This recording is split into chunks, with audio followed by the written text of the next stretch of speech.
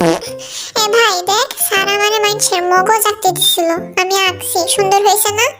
এটা মগজ, দেখতে বিলের গুয়ের মতো লাগতেছে। এটা দেখতে গরুর গুয়ের মতো, গরু যেমন গোল করে হাগে, বিলের গু গোল কিন্তু সোজা স্কেলের মতো, হাগার সময় গোল ডিজাইন হয়ে যায়। তার মানে জিনা আমারে অপমান করলো। সব কিছু ঠিক আছে, কিন্তু ছাগলের গু দেখছস তোরা? কেমন ছোট ছোট গোল গোল আর কালা কালা।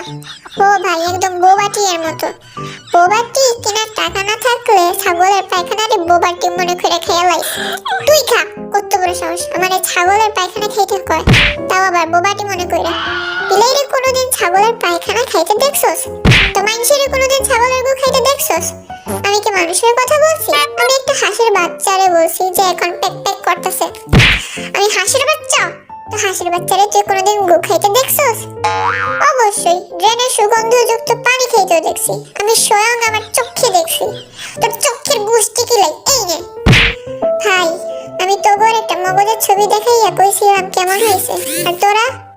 বাদ দে ভাই, অপরিচ্ছন্ন মাইন্ডের মানুষের কথাবার্তা এরমই হয়। দেখ তোরা কা মগজে কত কিছুর পায়খানা বানায়